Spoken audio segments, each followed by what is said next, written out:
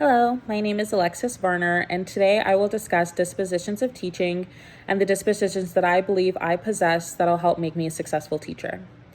I believe engaging with my students and showing up for them creates a form of trust and healthy teacher-student bond that will help with their development when they feel a need academically. With that disposition would be my compassion. As a mother, having the compassion to be able to understand and listen to the needs of my own children will help me listen to the needs of my future students that I'll have within my classroom.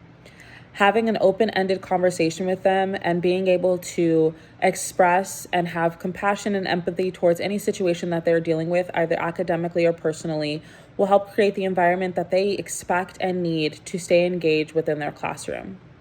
While being compassionate is a good quality to have as a future teacher, I also believe that can lead into your advocacy as future teachers, and that I think I would be able to possess.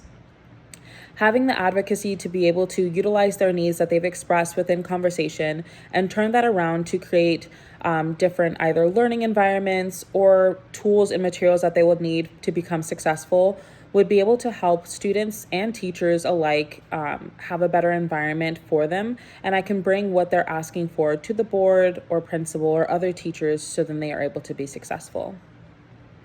As I reflect back and look back into other dispositions that I think I would need to work on, I am seeing that I would need to work on two dispositions that I've seen from the list, and that would be high expectation and reflection. As having high expectation, you are not only setting goals for yourself as a teacher, but also setting goals for the students to be able to maintain and attain in the classroom.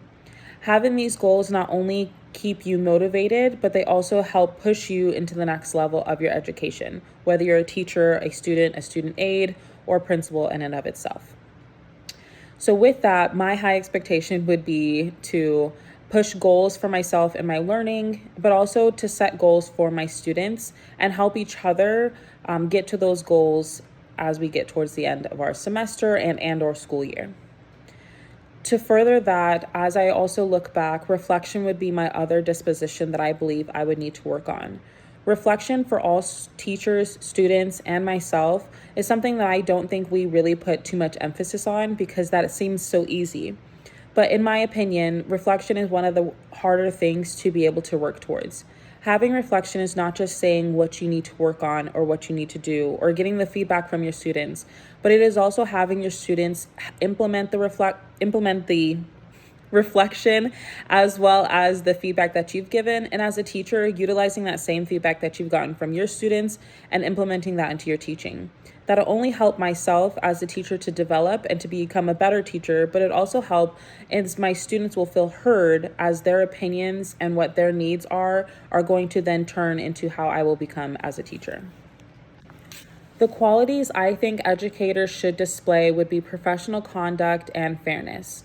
Professional conduct is not just showing up professionally, but it is also conducting yourself in an ethical and sound manner that not only can be exampled by students, but also other teachers and parents alike. When we are being professional in our conduct as a teacher, we are also showing the students that we are setting the example and tone for our classroom and how we want our behaviors to reflect within the classroom and outside of the classroom.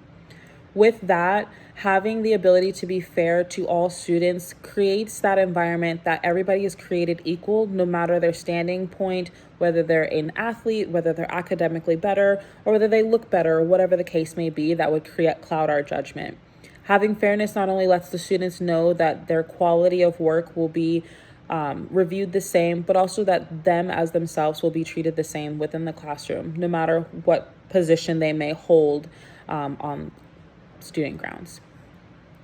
To further expand on my disposition, I also believe teachers should have compassion if they don't already. As a mother and future educator, our students are young, developing adults who will depend on us having meaningful conversations, showing our students that they are heard and cared for. Having sound and ethical decisions made for them when they are not able to advocate and make those decisions outside of the classroom is something as professionals we should be able to conduct. Thank you so much for your time.